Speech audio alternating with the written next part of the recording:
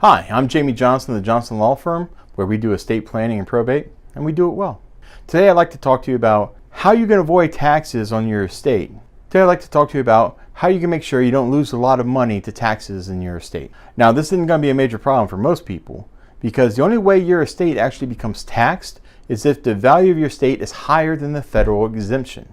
The federal exemption, currently in 2020, is $11.58 million per person. So if you're married, between you and your spouse, you can shelter $23 million before it would be subject to tax. Now, a lot of people think this is an insane number, but it's actually quite common when you're talking about dealing with family farms, running the business, things of that nature. You can cross that $11 million mark rather quickly. So this is a way to protect small businesses and families who own those small businesses or own the farms. It's a way to protect them from having to sell that business or sell the family farm in order to pay the federal taxes when a parent or a family member passes away. In Virginia, there is no actual estate tax. So you're not going to be taxed on the estate. However, there are administrative fees associated with probate and filing of dealing with probate, as well as fees regarding trust and transfer fees, things of that nature. So there are incidental administrative fees, but there's no actual estate tax in Virginia. And typically the fees dealing with probate and administrative fees, typically pretty low. When you're talking about probate, the administrative fee is usually between 4 and 5% of the value of the estate. When you're talking about a trust,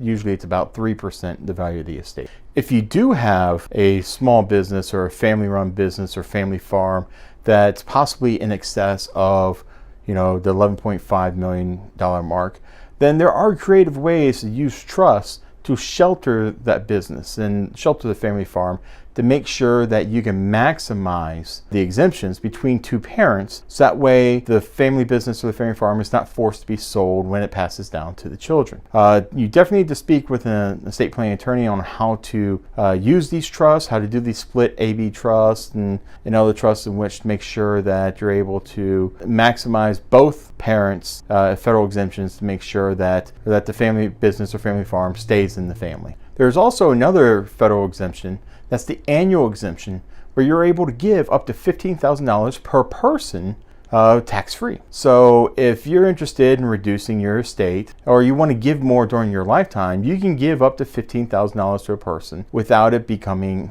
a tax issue in terms of income for them or a gift tax issue for you. So if you want to disperse some of your assets down, you can give $15,000 to your child and to their spouse. So that's $30,000 to that family, tax-free. Now, if you and your spouse each give $15,000 to each child, so that would be $15,000 to your child and $15,000 to your spouse, means between the two of you, you can give up to $60,000 tax-free to that family without it invoking income tax or gift tax. So as you can see, you can very quickly reduce down the size of your estate over a couple of years, or if you have multiple children who have spouses, it's a way for you to disperse some of your estate while you're still alive, and you get to see them enjoy that money, and how they spend it, whether it be on the grandkids or starting college funds or taking vacations. You're able to actually give those gifts during your lifetime without invoking any kind of tax issues. Now, one important fact to know about tax issues in terms of estate planning is that your gift tax and your federal exemption are tied together. It's called a unified credit, which means that you get $11.58 million to give away during your lifetime or after your lifetime, but it's just $11.5 million. So if you give away $3 million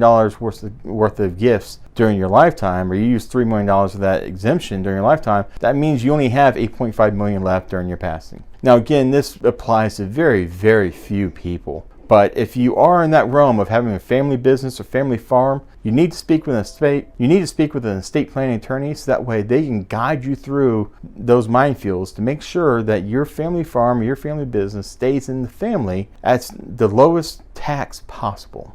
If you have any other questions about the federal estate taxes or Virginia estate taxes, please reach out to the Johnson Law Firm. We're happy to answer those questions for you and to give you advice and direction that you could possibly need.